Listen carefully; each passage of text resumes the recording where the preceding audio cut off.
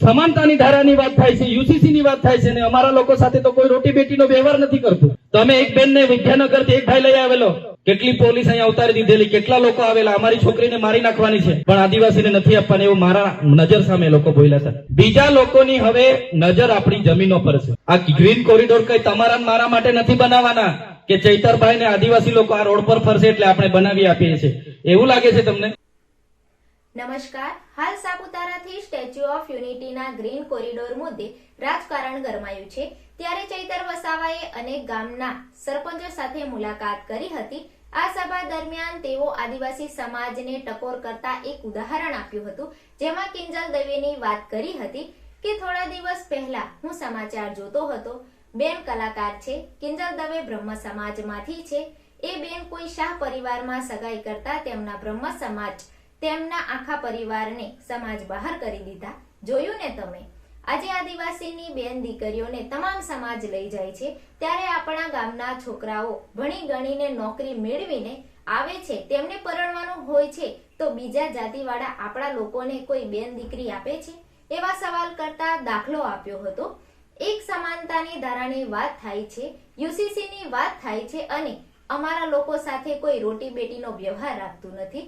આ ઉપરાંત ધારાસભ્ય ચૈતર વસાવાએ Saputara statue of unity green corridor અંગે પણ આદિવાસી સમાજને ટકોર કરી હતી અને એને લઈને ચૈતર વસાવાએ શું કહ્યું હતું એ સાંભળીએ.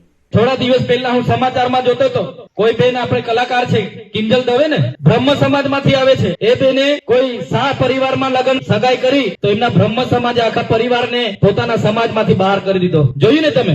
આજે આદિવાસી સમાજની આપણી બહેનોને તમામ સમાજના લોકો લઈ જાય છે. સૌરાષ્ટ્રમાં પણ લઈ જાય છે, બીજા રાજ્યોમાં પણ લઈ જાય છે કે નથી લઈ જતા? બધાના ગામોમાંથી લઈ જાય છે. આપણા ગામના છોકરાઓ ભણી ગણીને નોકરી મેળવીને આવે છે, એમને જયારે પરણવાનું હોય છે તો બીજી જાતિ વાળા આપણા લોકોને કોઈ બેન આપે છે. તો અમે એક બેન ને વિદ્યાનગરથી એક ભાઈ લઈ આવેલો, કેટલી પોલીસ અહીંયા ઉતારી દીધેલી, કેટલા લોકો આવેલા, અમારી છોકરીને મારી નાખવાની છે પણ આદિવાસીને નથી આપવાની, એવું મારા નજર સામે લોકો બોલ્યા છે.